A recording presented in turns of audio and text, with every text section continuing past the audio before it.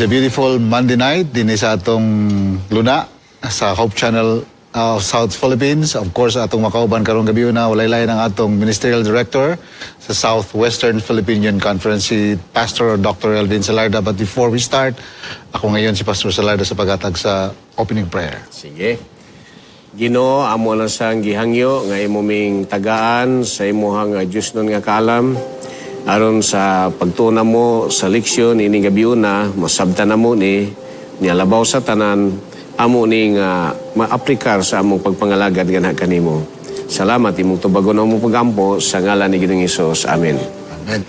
It's another interesting lesson nga itong pagkalantawon. Kaning ang topiko, Dr. Elvin, is blessed is he who comes in the name of the Lord. So, of course, very generic and very kanang huge kaya yung dating, ano?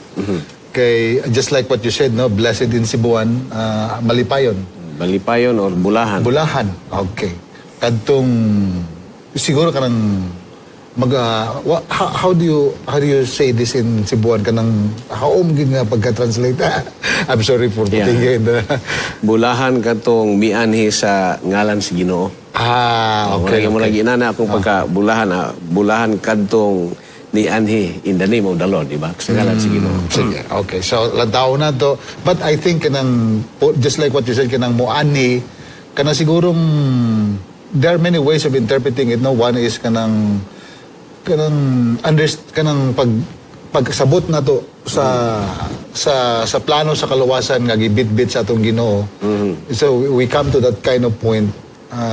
So if we come to that kind of understanding, not just understanding but at the same time to experience him, the benefit of that is kaning kita word nga blessed. Yeah. Okay. Actually kining sige akong panglantaw ning atong topic. Blessed is he who come in the name of the Lord. This really refers to Jesus. Yeah, si Jesus from heaven, incarnate siya into the flesh. So he comes in the name of the Lord. Nahimo siyang Emmanuel, God with us. So muna nga nahimo nga dako kaayo nga panalangin sa katawhan o bulahan siya nga gikan sa langit ni incarnate dito sa kalibutan, din sa atong kalibutan, and he has all the power and authority sa pagluwas sa katawan si Ginoo. Okay, that's it. Well said, mga kaigsoon. So ato na siyang padayunon, pinagi sa pagsugod sa pagbasa sa atong memory text, no? Again, no, gikan murag ako na-obserbahan kani atong mga memory text nagbalik-balik lang, yes, no? Nag-interchange lang. Usay magamit siya sa aning adlaw, the next time magamit na siya ng memory text sa atong lesson for the whole week. Okay, so atong memory text is very interesting. Actually, when the first time nga nabasa na ako ni siya, Dr. Elvin, is ang akong mindset is nasa Matthew 18, no? Okay. But nasa kahambing-hambing tungod kay kung atong pagalantawan is nagisgot pa tungod sa kabato, right? Yes. Katong kay Peter, remember that one. But here is the stone which the builders rejected. Of course, obviously it refers to Jesus Christ, no? So has become the chief cornerstone. This was the Lord's doing. It is marvelous in our eyes. What makes this interesting is abi magud nako kining sinulat ni David is it's more of his experiences diha sa Ginoo, no? It talks about sa iyang mga nagkalain-lain na kaagi, and then kung giunsa niya pagpadako siya pagtudiya sa Ginoo despite sa mga challenges nga iyang na-encounter, no? But in this particular case, napo day mga sinulat si David nga naga-typify regarding sa fulfillment sa diha kang Kristo mismo, meaning to say at the time nga yan yung gisulat, wala pa ni siya nahitabo. Yes. It refers to the coming of Jesus Christ.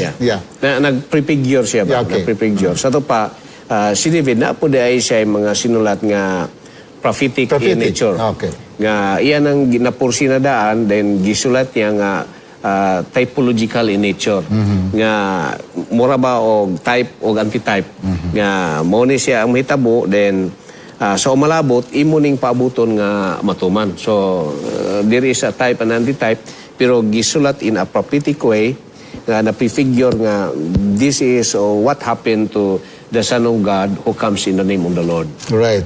In fact, no, kung atong pagalantawan kanang introductory parts atong lesson, very comprehensive ang no? Very revealing and then very comprehensive ang kaning meaning sa kaning gidangat sa atong memory text nga nahimutang din sa atong lesson. In fact, ingon sa atong lesson, no?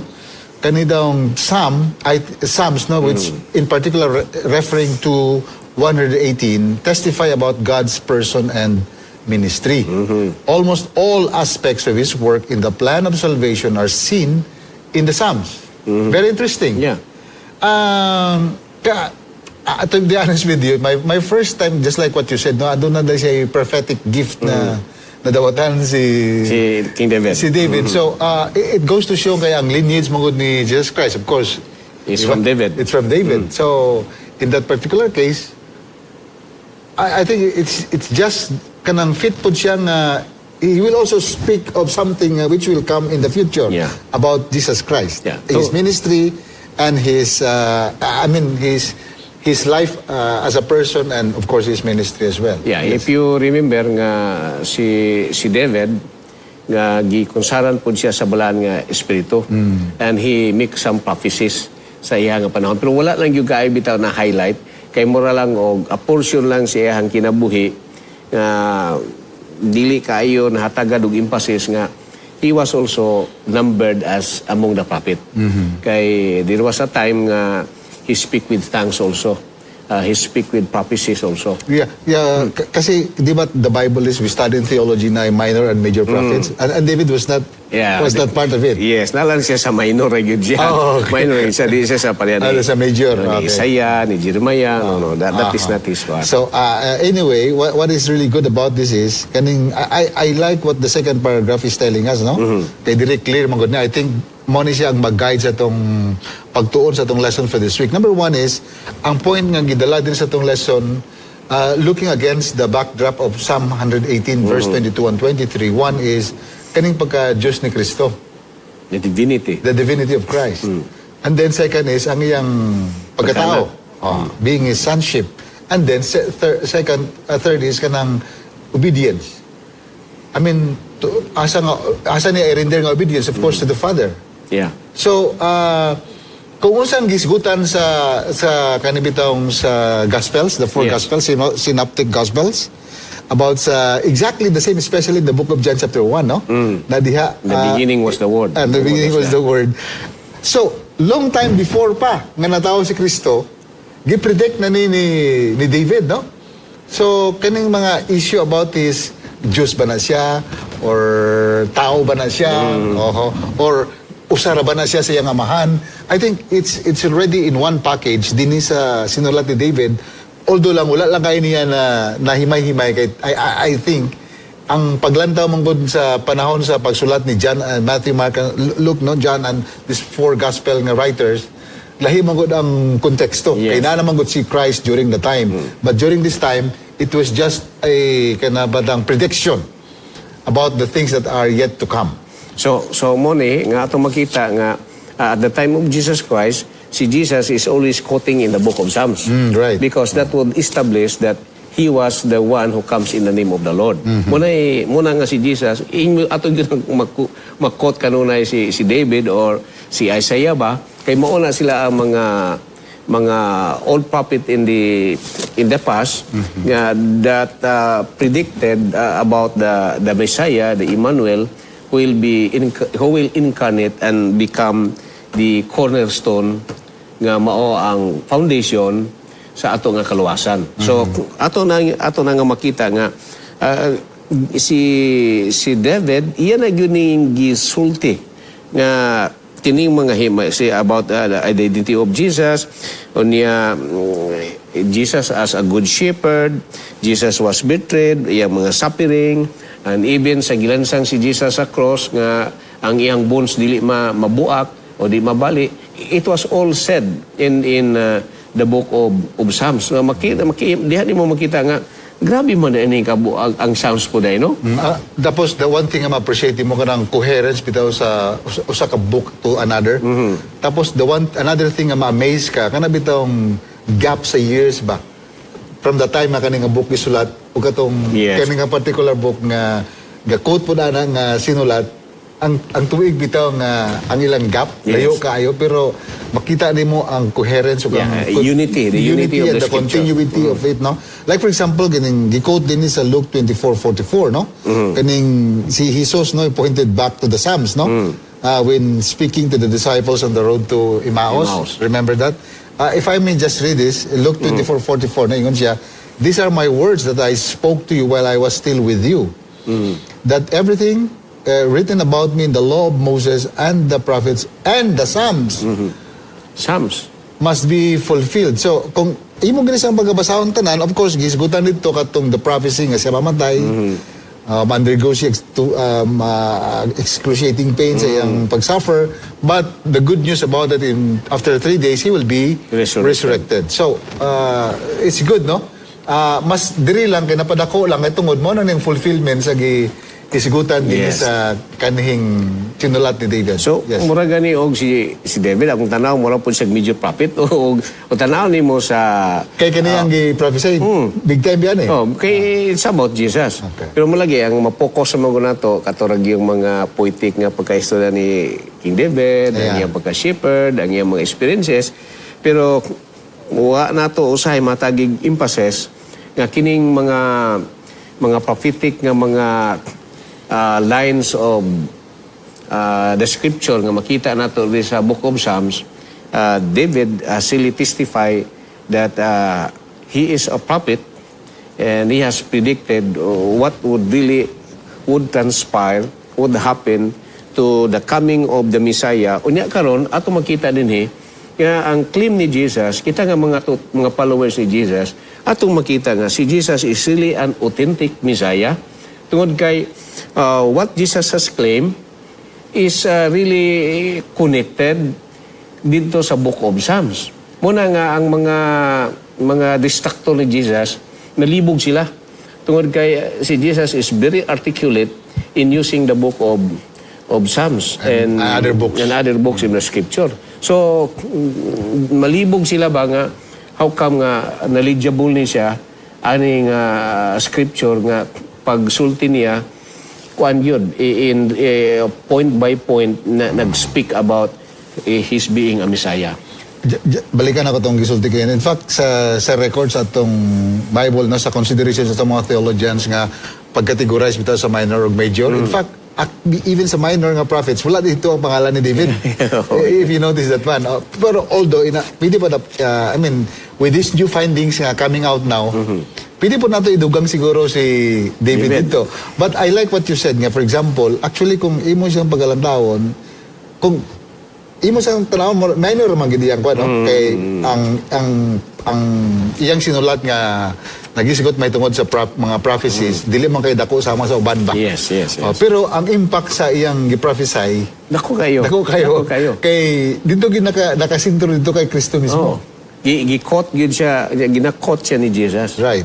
Nga pag yun niya nga itong panabisan sa mga gigamit ni Jesus nga mga pulong katong sigilansang siya sa krus ili sa lima sa baktani siya na Psalms 22. Ato mo na tong paghalatawon karon, no?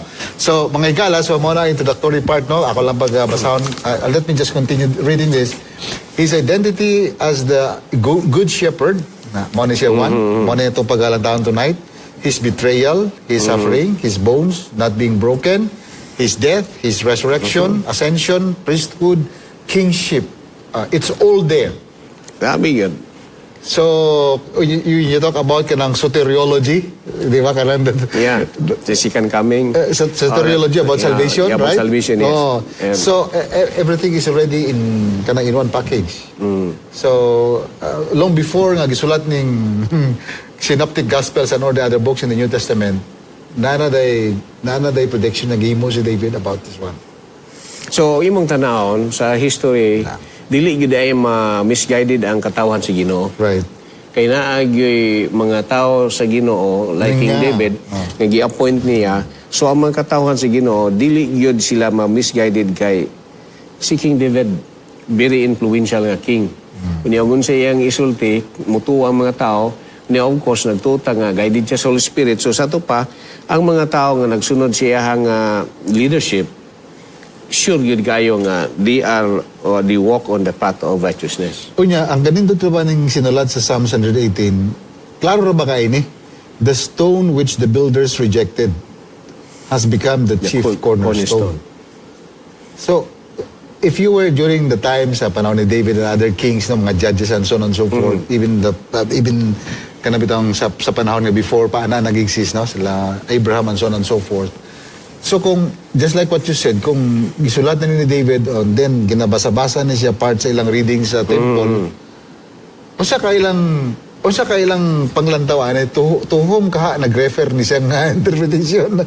The moment nga ilan ni siyang I don't know kung na ba yung mga findings na sa theology nga study, nga when this was read, no? Sa atong, sa atong nga particular time, how did these people see this kind of line nga, the stone which the builders rejected has become the chief cornerstone? In fact, this was the Lord's doing. It is marvelous in our eyes. So, I mean, na ba kayo na-again kayo, you were in Aya several for some time. Mong tanawon nga murag, actually si Jesus, si David, mura po niya siya og type of Jesus. Nga, he was rejected. There was a moment sa iyang time nga nahimo siya ngari nga wala siya kalingkod because napa si Saul. So, grabe mura og there was a time nga gusto gyud nga patyon yun siya, di ba? So, mura ba og na kuan siya sa iyang throne na usa ni? Mura og napugngan siya ba sa nga dili makalingkod. Pero imong tanawon eventually by God's own way nakalingkod yun siya sa iyang paghari. So dunay similar. Pero I like that one. Pero do you find this as something new sa atong pagtulunan? Kani siya nga honestly on my part, it's my first time nga ako na siyang nakita from this particular point of view or perspective. What about you? In your previous studies ba were you able to come across with the same kind of interpretation? Wala na yun ako na isa nakita. Ang kumuna to, katamay mong sulti, di ba? Yes, katong kagi na David. Yeah. Siguro po sa atong mga Bible scholars that specialize in the book of Psalms, ilag yun yung nakita. Kita kay ang ato ang field lahi man sad.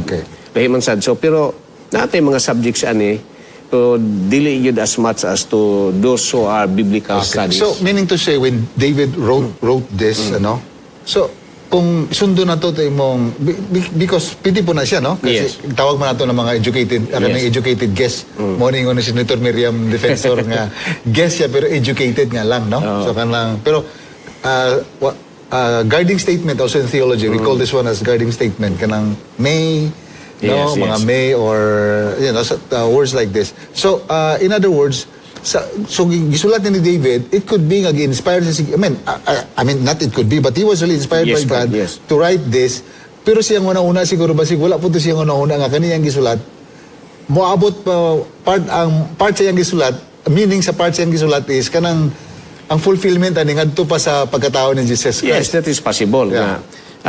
This is a possibility nga sa pagsulat niya ni iyan yung na-feel sa iyang situation. Sa iyong situation. Right, yan lang po datong pag-interpret. No? Pag sulat niya sa iyong situation, he just that don't know, wala yun siya kahibalo nga kini yung gisulat. Actually, it was a statement of facts nga a prediction typifies sa umaabot nga fulfillment nga si Jesus would come ug mo ni siya ang mahitabo because he was once rejected nga ug mahimo patyon pagani gid siya. Okay. Na din siya tong Monday mo jump sa Monday Dr. Elvin kay actually kaning Monday Psalms 22 also, but before we go back to Psalms 23 para magud matuldukan nato ni siya. Namang statement diri ang author kay diri kung basahon mo gud nimo ning atong paglantawan ang Psalms 22 mga kaigsunan. Basahon nato ha diri sa NIV. Ingon dinhi verse 1, my God, why have you forsaken me? why are you so far from saving me, so far from my cries of anguish? Mapuni mong gisulti kanina, Yes. no? At the time Jesus Christ crucified, Yes. no? There seems to be a separation of his kanang yung pagkatao yung Sa iyang dual siyang nature. father Yes. niya. Okay. Pero ingon ang author is, ingon sa the interpretation, many psalms express the agonizing sa Monday ni siya nga lesson makaigsunan. The agonizing feelings of utmost forsakeness kanang forsake ka. Yeah, yan ka. Of the suffering Messiah. Is a direct messianic prophecy because many details in this psalm cannot be historically connected to King David, but perfectly fit the circumstances of Christ's death. So karon, ako ginigibasa ang chapter 22, the whole. Kay, kung to affirm, kung tinood ba ning gisulti sa author, kay Okay. gitrain, biyata nga, Yeah. once makabasa ta, di po ta dali mo tuod ayon. Kay ato po lang i-examine, no? So Yes, atong yes. i-examine makaigsunan, tinood ay, no? Nagiday din kung the whole thing imong pagkabasahon, murag lisod ni mo siya ma-fit dito sa Historical, sitwasyon. yeah. Historically, dito sa sitwasyon ni David. Yes. So, according sa pag-reading sa scholar, nga kanang author nato sa itong lesson is, wala na ilaing tao nga mo fit gid nga perfectly para aning nga mga description. Yes. Except si Jesus Christ Jesus, himself. So muna nga, diri, ingon na this is a messianic prophecy. Right. So muna nga si David, ni fit siya, nga nahimo gyud siya nga prophet. Kay, ato man yun ang mabasa nga he was declared a prophet, pero in some occasions lang yun. Pero diri atong makita nga Psalms 22, what David has wrote was a messianic prophecy. Nga it does not has to do with himself. Dili kayo apektado sa iyang kinabuhi. I think mangod na nung gisulati sa author is siguro na po yung mga ubay-ubay nga mga interpretations of this nga ang ilang understanding is this one really speaks of David's experiences, no? Kay siyempre motong kung ingon ako previously kanina na medyo siguro when he wrote this particular part is basig na po yung possibility nga wala siyang una-una nga kani dito na paingon sa future nga ang fulfillment katumanan diha kang the Yeah, coming Jesus. pagpakatao ni Jesus Christ o iyang pagkamatay. Yeah. Pagkabanhaw. Imo pong tanahon or ato pong tanahon nga si Jesus ang iya gyud nga lineage diha gyud sa pod kang David. Okay. So muna nga imo makita o ato makita nga ang connection gyud dili gyud mao pwede nga si Jesus mawala sa linya ni David kay forehand even in the book of Genesis from Judah then to David then to the coming Messiah kana gyud sila nga linya moy atong gitanaw Right. nga diha mataw ang Messiah. Okay. So balikan nato ning Sunday's lesson, Dr. Elvin, kaning divine self-sacrificing shepherd. So na siya imagery ba? Gitawag din nga mga I like the term na gamit the pastoral imagery kay it talks about shepherd man kaning pagbantay kay according sa study magud sa daghan mo ko nakita National Geographic nga channel na pa yun Animal Planet and so on and so forth na yung mga ipipila ka mga study regarding sa kaning mga karniro kaning mga karniro consider din sila the dumbest animal nga mga species sa mga animals kay imo na silang atakihon sa predator. Ang ilang, wala na sila sarang nga mahimo nga makadefensa sa ilang kaugalingon. Modo ng nature sa mga karniro. Okay. So, muhilak na lang na sila. Kaya, for example, ganay predator nga mga anak ang mother nga karniro. Tapos atakihon sa predator. Also, of course, iya po nang trying to protect. Pero ingon nga mangaway, wag na siya kakayahan to fight back.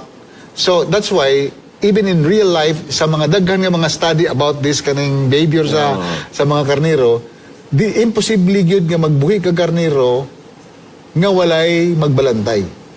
Okay. Kay by nature, ang karniro gyud is actually prone to Defenseless. defenseless na sila. So, amo na nga kita by way of kanang using this kind of imagery, gisulo sa nama sa sinalt ni Isaiah, di ba? Okay. Gisulo sama pud ta sa kahimtang sa karniro.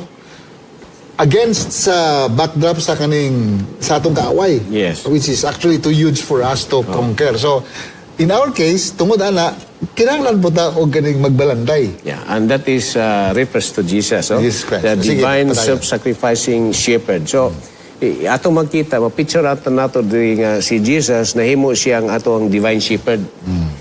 Ngunya ang iyang relationship sa toa very strong kayo nga relationship nato between sa iha tungod kay from creation Aha. he owns us, and even from redemption he redeemed us. Then ang ato pun nga lesson, it talks about of a covenant of God to His people. So imo makita or atong makita din nga ang relasyon sa shepherd o sa iyahang mga flock, sa iyahang mga karniro, very close yun kayo. Right. Unya, kini nga ka-close sa relasyon sa shepherd o sa iyahang mga karniro to the point nga kung unsay isulti sa shepherd, makadungog lang sila sa tingog, ma-recognize na nila. So ingon pa ganila bisan og gagabon pa ng what's the name, pasture, pero makadungog lang sila sa tingog silang shepherd, ila na yun ang hinahinayon og sunod. That would serve a guide nga Amazing, dili yun sila mawala. So diri makita nato nga kini nga relasyon sa shepherd og sa og siya nga sa karniro very intimate gyud kayo sa tanan. Yeah, self-sacrificing to the fact nga si Jesus himself iya yung giredeem ang tao. Bisag na usa ka sheep nga mawala, iya ginakapangitaon. Iya gyud ang pangitaon. Kay mao man na yang ingon maka self-sacrificing. Self-sacrificing. So imo makita, di ba sa I think in book of John, he was a good shepherd. Ang 99 na asas Look. 99 na asa sulod sa iyahang turel. Pero gipangita gyud tong nawala. So inani ang nature sa true shepherd. Munang nabitaw tayo itong kwan nga dunay hiring kanang mga hinayra nga mga magbalantay si karniro o katug yung tagiyag yun. Kay kini gisulti man diri nga kini nga magbalantay si karniro, pastoral imagery imagery nagpasabot diri nga ikaw do na gyud kay kabalaka sa imo kay ngano man mura bag ikaw mo tag-iyag gyud ba nga kanang magbalantay bitaw ka sa karniro nga ikaw gitagiya.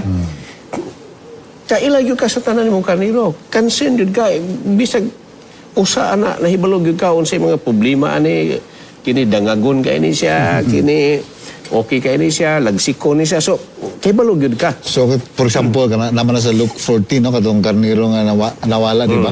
So most likely kato siya danghagon to siya nga karniro. di ba? Kay usually ang karniro mo by nature they go in flock, di ba? Sa grupo man na sila. Murag kung naman masipyat medyo gamay na nga porsyento, no? But mostly they always go in kanag yung grupo ba? Flock sila. So I like what you said.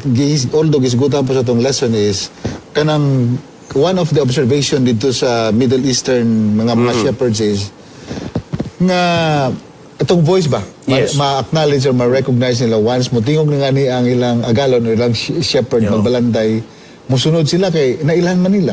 So kung yan na ang gipakita nga imagery, which is actually realistic po siya sa tinood niya kinabuhi is, so naging banding ba? Na-intimate nga relationship nga nag-exist between the flock and sa mga karniro o kaning magbalantay. Otherwise, kung cruel to siya, kung dili to siya maayong shepherd for example or whatever, kung permi gutom ang mga karniro or sa man nga mga circumstansya, I don't think nga mag-create to siya og nindot kay nga bond between the two of them, no?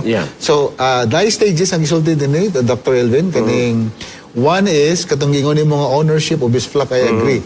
Kiningon magud si David sa 23 nga the Lord is my. That speaks of ownership. Pag maingon gani ka is my, that house is mine, it speaks of ownership.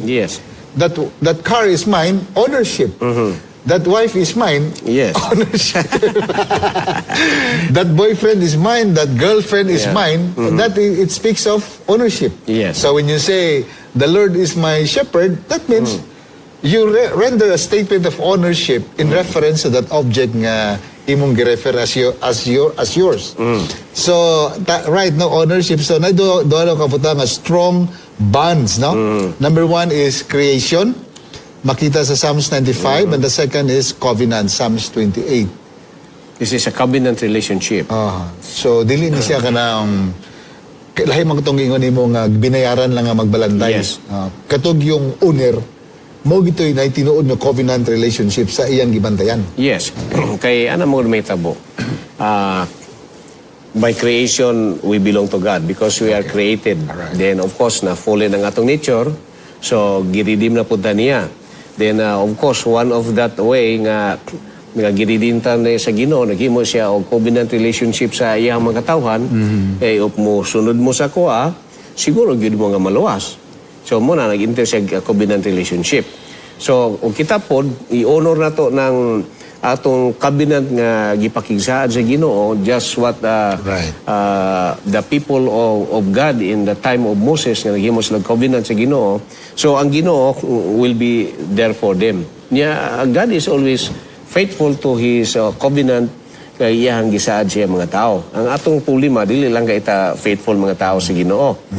Then ato po makita because self-sacrificing ni siya nga shepherd, eventually si Jesus nga mo ang ato nga shepherd, siya po nang nag-sacrifice siyang kagalingon for our redemption. So, our substitute. Our substitute. So, atong makita diri nga, kini nga shepherd, dili lang kay magbalantay lang yun siya, kundi even willing to make a sacrifice for the salvation of his sheep. Kaya kung atakihon ni siya sa mga, di ba, kung ang gihulagway man sa New Testament na in John nga ang magbalantay sa karniro nga tinuod yun makig-away na sa mga mananap nga kwan, pero ang magbalantay nga binaryan mudagan na siya kay sweldo ra may gapasad do. I like that one. So meaning to say on the other hand, but if we extend the moral of this kwan ba kaning lesson is sa atong sitwasyon karon ba as sinners, wag tay ara nga mahimo sa atong galingon to save or to protect ourselves, di ba? Tama ba? Yeah. I mean, soteriologically speaking. So only God who can do that for us. So this kind of imagery is really a perfect one for us to be able to understand kanabitang how kanang salvation, kanang the gift of salvation of God works in us and for us. For us and in us. Mura ba, makita na to rin nga, ang mechanics sa salvation, sa soteriology. Meaning, delikado ta. Apiki yung kayo ta. By our own, dili yun ta maluwas, by our own effort. Muna nga, because he's a divine self-sacrificing shepherd, ang iyarag yung kaugalingon, nga maoy nahimong shepherd, nga nahimong sheep, nga giula dito sa cross, worthy to redeem us from sin, because di ba ang sa old system of kanang worship aron ma-forgiven ang imong sala magdala kag karniro, magdala kag baka, di ba naman to ginatudlo. So ang karniro is only a type to Jesus. Yes, right. It's only a type. So si Jesus diri sa tong lesson is a self-divine shepherd nga nag-sacrifice ang kaugalingon para nga mahimo tang forgiven kay katong mga type katulang mga kaniro dili man to siya sufficient because they are not blameless. Pero si Jesus is a perfect one, a blameless Son of God, wala is a sinless. So ang taong nahulog sa pagpakasala, they have violated the holy law of God. The only shepherd or the only sheep worthy to redeem us is the sacrifice of Jesus, who is sinless, because ang gikamit sa tao is the holy law of God, na only the blood of Jesus can equate. Right. Good. Can suffice the sacrifice para nga ma-reconcile ta with God. So, right. So, very good. So, in other words, Dr. Salarday is kining imagery magod. Okay, gwapo ni siya na sa bigger picture, pero napoy other side of it nga kung imong pag-asosyon gyud, it doesn't mean you're all just because you're always with the shepherd, di na ka matiwalag. You get this? So, I think the imagery is telling us nga what is important is kana bitong nadining butang is kanang masabtan nato ang dako kayo nga nindot nga katuyuan nga ginahimo sa atong shepherd alang nato. Yes. So apart from that, kay basig makanawna ta nga dili siya guarantee just because na you are one with the flock and then you have that shepherd nga na siya kabinant with each one of you tapos di nakamatiwalag na it's not a guarantee kay nabi ship nga nawala. Ang di ba manatay magbalantay. Yes. Kita magbalantay tao. Ato yung gisiguro nga ato nga mga karnero na agyod. Pero in a human point of view, bisig kung saan nato bantay usay malipat ta. Na yung mga stubborn kayo nga mga karnero nga we have to go on there. Dito na lang mahibalaan nimo pag uli na nimo nga pag-ihap nimo nakulangan na. So muna nga ang shepherd ni balik og pangita og asa. Pero ang shepherd dili gid siya maisahan. Oh yes. Okay, just like what you said, kung mag-exercise ka, sa katao nga motiwalag sa kay basig na nindot dito nga ditor or say mo himo bitag ditor sa tong kinabuhi. But the good thing about the shepherd is kabalo siya. Nga ni ditor ka. Yeah. So iya kang pangitaon. Yeah, muna nga because ga-monitor gyud siya kayo. Muna nga pag monitor niya makita niya nga ni palayo iya gyud tong ginapakita. Right. So that's muna siya ang usa sa mga bahin sa pagsabot sa tong lesson for this week.